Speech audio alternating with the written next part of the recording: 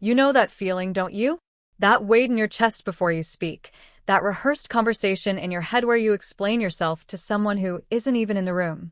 That moment when you change your clothes one more time, because you're wondering what they'll think. We all carry invisible chains, but here's what the Stoics understood 2,000 years ago. Chains we forge ourselves are the only ones we can truly break. Marcus Aurelius, the most powerful man in Rome, wrote these words in his private journal. It never ceased to amaze me. We all love ourselves more than other people, but care more about their opinion than our own. Think about that. The Emperor of Rome, a man who commanded legions, who shaped history, still wrestled with this. If he felt it, you're not weak for feeling it, that you're human. But here's where it gets interesting. The Stoics didn't just acknowledge this problem. They gave us a way out. Chapter 1, let me tell you something you already know, but maybe haven't put into words yet. Every time you shrink yourself to fit someone else's expectations, you're not keeping the peace. You're losing yourself piece by piece. Every time you silence your truth because you're afraid of judgment, you're choosing their comfort over your freedom. And the cruelest part, most of the people whose opinions you're worried about aren't even thinking about you. They're in their own heads, worried about what you think of them. Seneca saw through this illusion.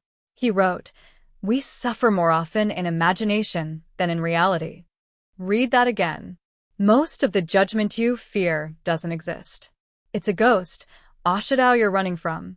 You've built an entire life around avoiding criticism that was never even spoken. A chapter 2, but let's go deeper. Why do we care so much? It's not weakness. It's wiring that we're tribal creatures. For thousands of years, being cast out meant death. Your ancestors who cared what the group thought survived. The ones who didn't. So that voice in your head asking, what will they think? That's an ancient survival mechanism. It kept your bloodline alive. But here's the thing. You don't live in that world anymore. You're not going to starve because someone doesn't like your opinion. You're not going to freeze to death because you disappointed your coworker. The stakes your nervous system is reacting to don't exist. And this is where Stoicism becomes medicine.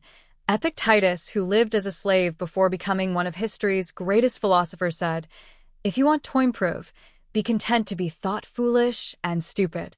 He knew something profound. Freedom begins the moment you stop performing for an audience. That chapter 3 doesn't matter. Think about the people whose opinions you've been carrying like stones in your pockets. How many of them are living the life you want? How many of them have walked your path, felt your pain, dreamed your dreams? Why are you giving strangers and acquaintances the power to narrate your story? Here's a truth that might sting. The people who judge you the harshest are often the ones doing the least with their own lives. A criticism is cheap, creation is costly, and people who are busy building their own dreams rarely have time to tear down yours. Marcus Aurelius understood this deeply. He wrote, "Everything we hear is an opinion, not a fact. Everything we say is a perspective, not the truth."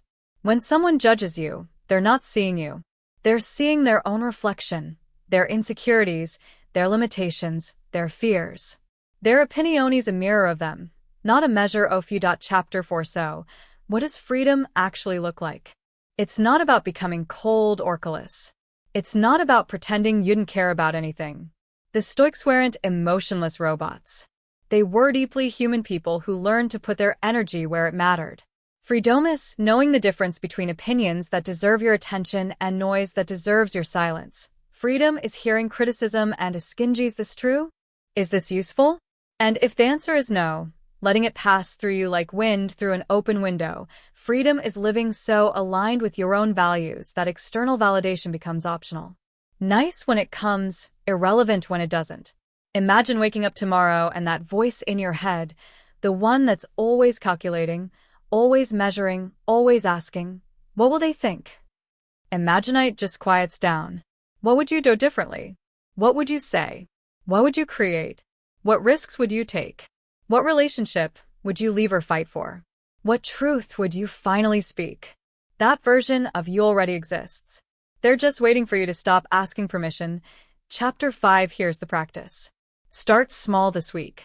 Do one thing you've been avoiding because you were worried about judgment. Wear something you love but thought was too much. Share an opinion you've been hiding. Create something without a skin if it's good enough. Set a boundary you've been too afraid to set. And notice what happens. Not outside, inside. Notice how the world doesn't end. Notice how most people don't even react the way you feared. Notice how theons who do often reveal more about themselves than about you. And, most importantly, notice how it feels to choose yourself. Because that feeling, that quiet power that comes from living in alignment with who you actually are, that's what the Stoics were pointing toward. Not arrogance, not isolation, but sovereignty. The kind of inner freedom that no one can give you and none can take away. Chapter 6. The people who are meant for you will love you for who you are. The ones weren't were never your people anyway, and maybe that's the final lesson the Stoics were trying to teach us. That peace doesn't come from being loved by everyone. It comes from being true to yourself and letting that be enough.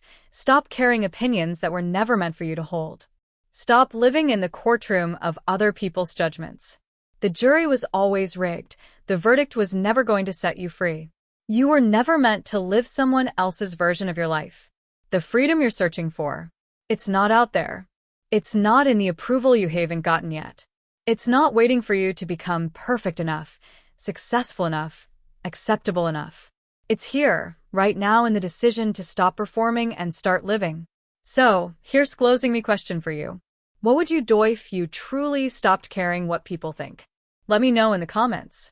And if you're ready to keep building that inner freedom, one Stoic lesson at a time, subscribe. This is just the beginning. Stay strong.